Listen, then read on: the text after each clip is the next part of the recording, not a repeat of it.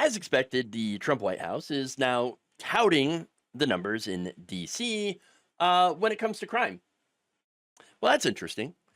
So, look, I've talked about how crime in DC is at a 30-year low, and talked about that when he was still having conversations about whether or not he's going to send the military into DC. So, what's interesting now is that the Trump administration, specifically Carolyn Levitt, is coming out there and saying, look how far crime has fallen in DC, and it's all thanks to dear leader." That's right.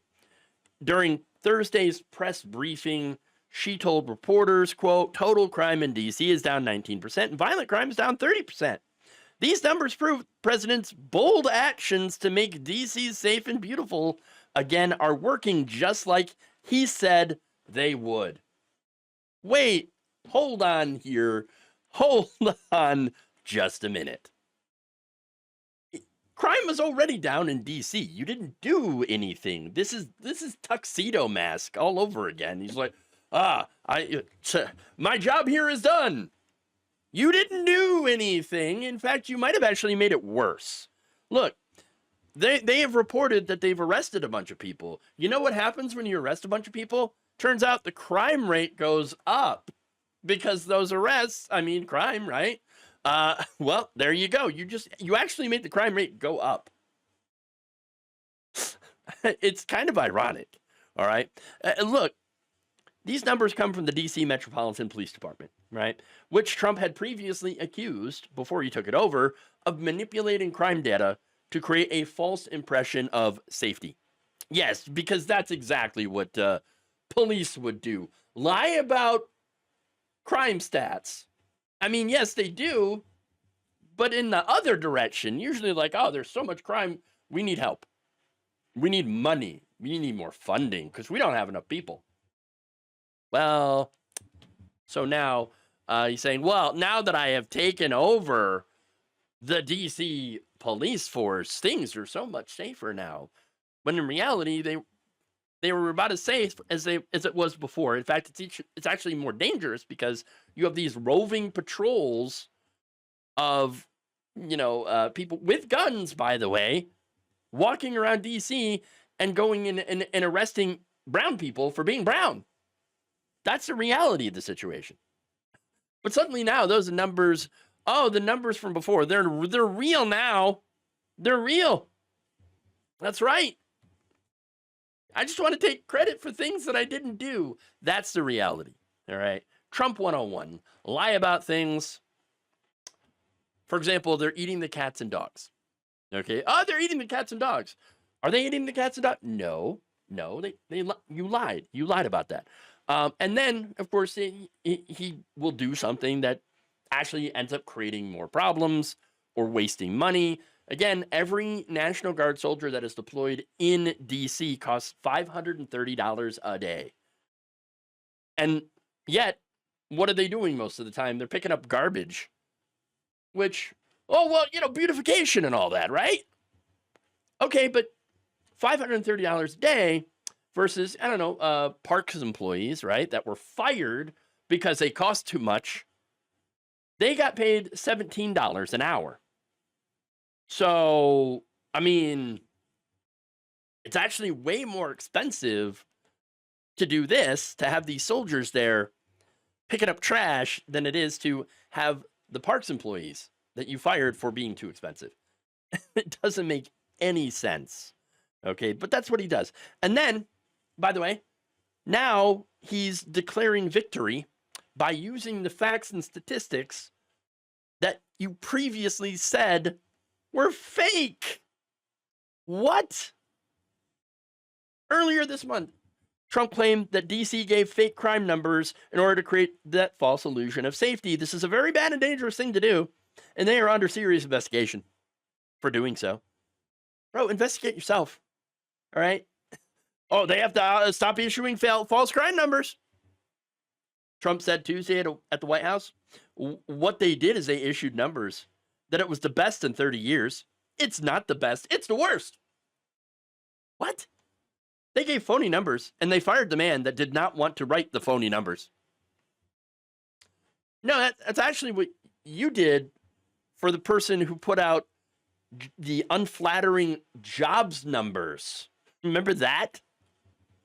I mean, look, there is an allegation, by the way, and I don't really believe them, that came out from the city's police union, okay, which said that a commander in one of the city's 7 police districts had allegedly falsified crime data by incorrectly categorizing certain offenses in the district. The commander, according to Fraternal Order of Police Chairman Greg Pemberton, has been put on administrative leave. But the problem is widespread.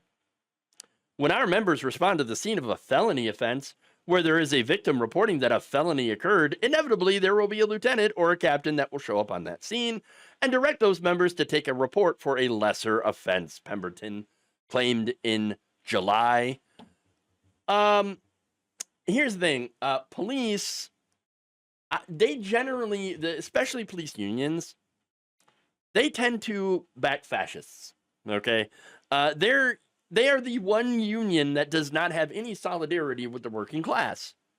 In fact, more often than not, they are deployed against the working class. So I don't believe anything that they're saying.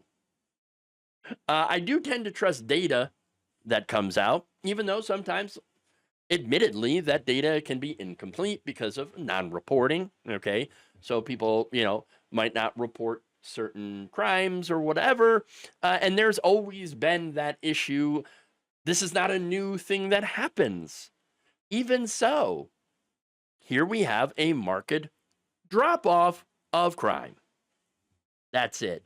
According to the Council on Criminal Justice, a think tank that analyzes crime statistics, they say that there is an unmistakable drop in DC crime since 2023. An unmistakable drop. And by the way, that trend has been continued since the 1960s. Okay? Crime has been dropping all across the country for a very long time. We are safer now than we have been for a very, very long time. That doesn't mean that there isn't crime. No, it just means the amount of crime is decreasing. And look, here's the thing. The capital actually does have crime. There is violence, right? But DC has less crime than many other cities. For example, look, the crime rate in DC is 926, the violent crime rate, 926 per 100,000 people. Now you want to compare that to other cities, right? Compared to Memphis, the second biggest city in Tennessee, who had 2,501 violent crimes per 100,000 people. According to data from the FBI. Okay. Now, then, just in case you're thinking, why don't you talk about Detroit? All right, well, that's Blue City. Guess what? They closely trail Memphis with their own violent crime rate of 1,781 per 100,000 people. They also have a rate of 31.2 homicides per 100,000 residents. There is an issue there. Then you have Baltimore. You also have Kansas City, and other cities, okay? Look, crime exists in cities. I know, big shocker. Yet, overall, the crime rate in all these cities, all across the country, is on a trend down. And so, DC, by the way, definitely not one of the most dangerous cities. All right? And so, but notice how Trump only targets blue cities with large African American populations to do his military takeovers. Okay? Talking about doing it to Baltimore, talking about doing it to Chicago, but not talking about Memphis, not talking about Baton Rouge, okay? Not talking about any of those places, which actually do have very high crime rates that happen to be in red states, red cities. So notice how he doesn't talk about any of that stuff. And of course, there's a reason for that. There's a reason for that. All right. Now, Thaddeus Johnson, a senior fellow at CCJ and an associate professor of criminal justice at Georgia State, said that the way that the DC's numbers have been politicized by this administration is not good. It's actually very unhelpful. Okay? How are you going to call it cooked, he asks, and then turn around and use it? Johnson told HuffPost, it confuses the people and causes them to be uncertain on what to believe. Well, and that's the whole point, okay? The right wing on this issue loves to muddy the waters in order to confuse people and to get them to not believe in factual reality, but to only believe in what the dear leader says. And unfortunately, we are seeing that play out right in front of our eyes. Thank you for watching. If you enjoyed this video, please like, share, subscribe, hit the bell icon in order to get notified whenever a new video is released. And if you want to support independent, progressive media through this difficult time where it seems like everybody is shutting down, you can become a member on our YouTube page, you can become a subscriber on Facebook, or you can go to my Patreon. It's patreon.com/Jeff Waldorf. Thank you.